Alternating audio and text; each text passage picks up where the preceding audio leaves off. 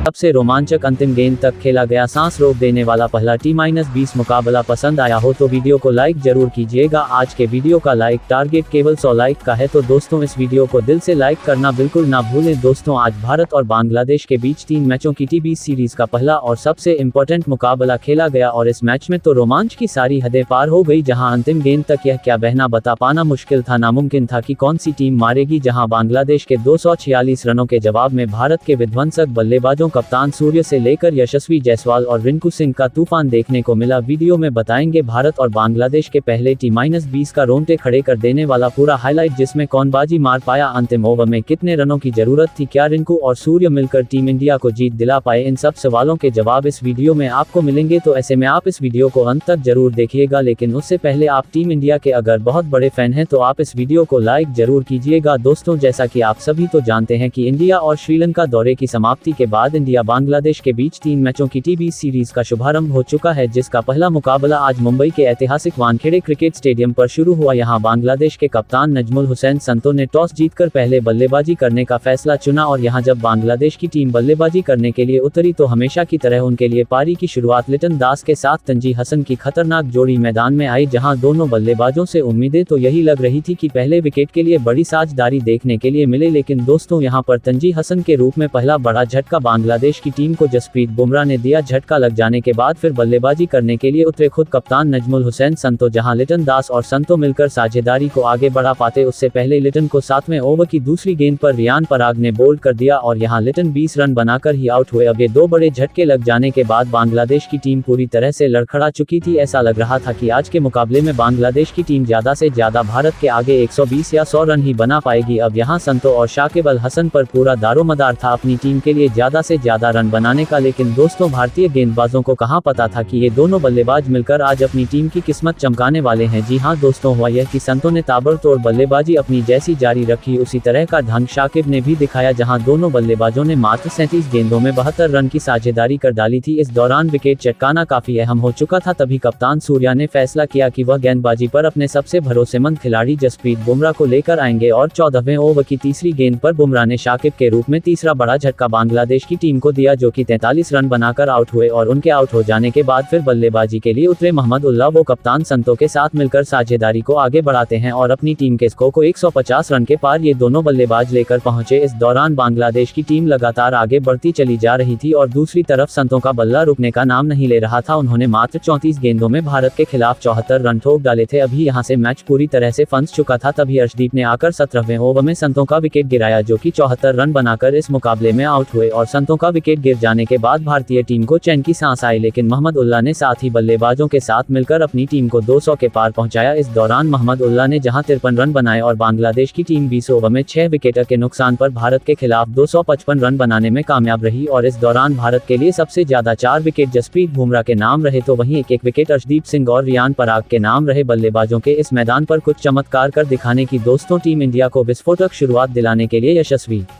जायसवाल के साथ खतरनाक अभिषेक शर्मा की तूफानी जोड़ी मैदान में उतरी थी। ऐसा लगा था कि ये दोनों खिलाड़ी टीम इंडिया को ताबड़तोड़ शुरुआत दिलाएंगे, लेकिन अभिषेक शर्मा इस मुकाबले में एक बार फिर जल्दबाजी कर बैठे। वो गेंदबाज के बिछाए जाल में फंस गए और फील्डर को अपना आसान सा कैच देकर इस खिलाड़ी को पवेलियन लौटना पड़ा। हालांकि उन्होंने शुरुआत तो शानदार की थी, लेकिन फिर भी वो इस मैच में केवल 9 रन बनाकर पवेलियन लौट गए। अब दोस्तों अभिषेक का विकेट गिर जाने के बाद भारतीय टीम काफी ज्यादा दबाव में आ चुकी थी। अब अभिषेक जब आउट हुए तो बल्लेबाजी के लिए उतरे खुद कप्तान सूर्य, जहां सूर्य और यशस्वी जायसवाल पर हर किसी की निगाहें थी कि ये दोनों बल्लेबाज दूसरे विकेट के लिए कितने रन जोड़ पाते हैं। इस दौरान सब कुछ सही चल रहा था। शाकिब अल हसन के ओवर में सूर्य ने एक के बाद एक लगातार 3 गेंद पर 3 खतरनाक लगाकर टीम इंडिया को तूफानी रफ्तार से आगे बढ़ाना शुरू कर दिया था। दूसरी तरफ यशस्वी जायसवाल का बल्ला दहाड़ रहा था। 6 ओवर में टीम इंडिया ने 68 रन बनाए तो देखते ही देखते 8 ओवर में भारतीय पारी 90 रनों के पार खड़ी थी। इन दोनों खिलाड़ियों के बीच 100 रनों से अधिक की मजबूत पार्टनरशिप हो चुकी थी। दोनों तरफ से दोनों खिलाड़ी केवल चौके और से ही बात कर रहे थे। इसी बीच कप्तान सूर्य ने अपनी तूफानी अर्धशतक केवल 30 गेंदों में ठोक दिया, जो टीम इंडिया की जीत के लिए बेहद महत्वपूर्ण माना जा रहा था। इन दोनों ने भारत को मैच में मजबूत स्थिति में लाकर खड़ा कर दिया था, लेकिन दोस्तों यशस्वी जायसवाल भी अपनी साझेदारी को ज्यादा देर तक आगे नहीं बढ़ा पाए और 49 रन बनाकर वो आउट हो गए। अब पूरी जिम्मेदारी भारत के 2 सबसे खतरनाक T-20 बल्लेबाज रिंकू सिंह और सूर्य कुमार यादव के मजबूत कंधों पर आ चुकी थी मैच जिताने की, क्योंकि उनके अलावा कोई और बल्लेबाज भारतीय टीम को जिताने का दम रखता नहीं था। अब दोस्तों यहाँ T-20 के शूरवीर सिंह रिंकू सिंह ने भी आते ही अपने विस्फोटक अंदाज में एक तरफ से बांग्लादेशी गेंदबाजों को बेरहमी से कुटाई करनी शुरू कर दी। दोनों मिलकर साझेदारी को आगे बढ़ाते हुए अंतिम ओवर तक ले जाते हैं, जहां सबसे खास बात तो यह थी कि सूर्य कुमार यादव आज कमाल की लय में नजर आ रहे थे। उन्हें रोक पाना आज किसी भी गेंदबाज के बस की बात नहीं हो पा रही थी। यहां तक कि को भी दूसरी तरफ खड़े खड़े केवल उनकी खूबसूरत बैटिंग का आनंद उठा रहे थे। उन्होंने सबसे पहले तो मात्र 30 गेंदों में अपना अर्धशतक पूरा किया और अर्धशतक जड़ने के बाद वह अपने शतक की ओर आगे बढ़ चले। इस दौरान अंतिम ओवर तक जब मैच पहुंचा तो भारत को मुकाबला जीतने के लिए 6 गेंदों में 21 रन की दरकार थी। अब स्ट्राइक पर रिंकू सिंह थे। बांग्लादेश की तरफ से अंतिम ओवर लेकर आए थे मुस्तफिजुर रहमान। अब यहाँ पहली गेंद मुस्तफिजुर ने यॉर्कर लेंथ पर डाली, जो कि रिंकू से पूरी तरह से मिस हो गई और कोई रन नहीं मिला। अगली गेंद पर रिंकू ने 2 रन भागे और फिर यहाँ से भारतीय टीम को 4 गेंदों में 19 रन की दरकार थी। रिंकू अभी भी स्ट्राइक पर मौजूद थे और दोस्तों रिंकू शॉट लगाने की कोशिश तो बहुत कर रहे थे, लेकिन उनके बल्ले पर गेंद टच नहीं हो रही थी, जिसके चलते यहाँ बांग्लादेश की टीम पूरी तरह से फुल फॉर्म में थी कि वहीं इस मुकाबले को जीतेंगे। लेकिन दोस्तों जैसे तैसे करके तीसरी गेंद को लेग साइड की तरफ खेलकर रिंकू ने 1 रन भाग लिया और अब स्ट्राइक पर आ गए हमारे सबसे बेस्ट अभी तक के फिनिशर खुद कप्तान सूर्या। जहां सूर्य को 3 गेंदों पर 3 तूफानी लगाने थे और तभी भारतीय टीम मुकाबला जीत पाती, क्योंकि 3 गेंदों पर 18 रन भारत को चाहिए थे। अब चौथी गेंद पर सूर्य ने सामने की तरफ कर दिया। 5वीं गेंद पर डीप कवर्स के ऊपर से एक और आसमानी जड़कर सूर्य ने भारतीय टीम को जीत की दहलीज पर पहुंचा दिया। अब एक गेंद शेष मात्र बची हुई थी और मैच जीतने के लिए 6 रन चाहिए थे। सूर्य बखूबी जानते थे कि मुस्तफिजुर वाइट यॉर्कर लेंथ डालने की कोशिश करेंगे और इसीलिए सूर्या ने पहले से ही अपनी आंखें जमा रखी थी और अपने